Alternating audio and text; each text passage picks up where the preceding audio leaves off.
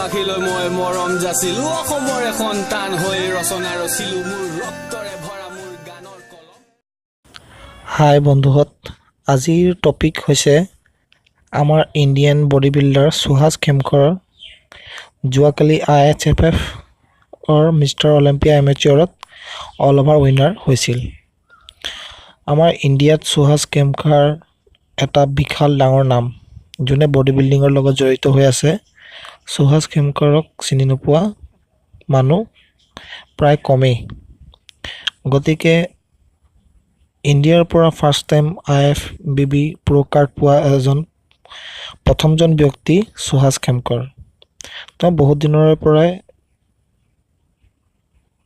তেওঁৰ সপোন প্ৰ' কাৰ্ড পোৱা, যিহেতু প্ৰত্যেক বডি বিল্ডাৰৰে সপোন প্ৰ' কাৰ্ড জিকিব। প্ৰ' কাৰ্ড মানে হৈছে প্ৰফেশ্যনেল বডি বিল্ডিং হিচাপে চিনাক্ত কৰা এখন কাৰ্ড। সুহাস খেমকাৰে মিষ্টাৰ অলিম্পিয়া এমেচিয়ৰত কমপ্লিট কৰিব বুলি কোনো ভবা নাছিল। আমাৰ ফ্ৰেণ্ডসমূহৰ কাৰণে ছাৰপ্ৰাইজ হৈছে যে এজন ইণ্ডিয়ান বডি বিল্ডিং প্ৰ' কাৰ্ড পালে। প্ৰত্যেক বছৰে বাহিৰৰ বডি বিল্ডাৰে প্ৰ' কাৰ্ড নিজৰ নামত কৰি লৈছিল, আৰু এইটো বছৰত যদি সুহাস খেমকাৰ প্ৰ' কাৰ্ড নোপোৱা হ'লে বডি বিল্ডিঙৰ পৰা তেওঁ ৰিটায়াৰমেণ্ট চাগে লৈ ল'লেহেঁতেন। এতিয়া তেওঁৰ এজ 38।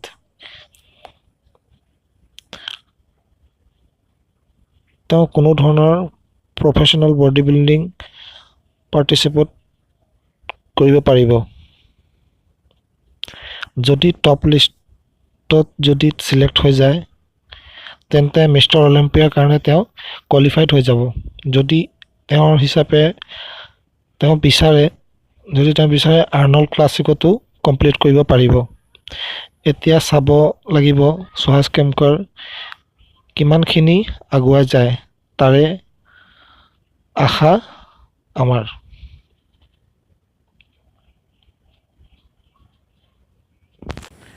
সুহাস খেমকাৰ এজন চেণ্ট্ৰেল অফ ৰেলৱে ইণ্ডিয়াৰ এজন এমপ্লয়াৰ। গতিকে তেওঁৰ প্ৰফেশ্যনেল কেৰিয়াৰ কিছু কথা জানি লওঁ। Mister Asia body building title 2010ত, mister Olympia amateur body building first runner up 2012ত, mister world body building first runner up 2010 বা 2011। চবতকৈ বেছি মিষ্টাৰ ইণ্ডিয়াৰ টাইটেল নিজৰ নামত কৰিবলৈ সক্ষম হৈছিল। 10 time mister India body building title 2004, 2006 to 2015, 8 time mister Maharashtra title 2006 to 2018 and 2010 to 2014, 9 time mister all India railway gold medalist 2004 to 2012, 4 time mister Shivsena body building title 2006, 2008 to 2010। বাকীবোৰ এচিভমেণ্টবোৰ আমাৰ স্ক্ৰীণত শ্ব' কৰি দিয়া হৈছে, আপোনালোকে চাই ল'ব। গতিকে congratulation Suhas Khemkar sir, and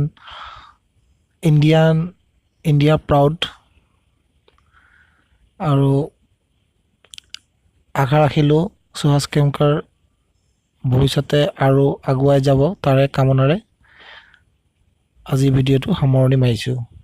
যদি ভিডিঅ'টো ভাল লাগি থাকে তেন্তে লাইক কৰিব, ফ্ৰেণ্ডৰ মাজত শ্বেয়াৰ কৰিব।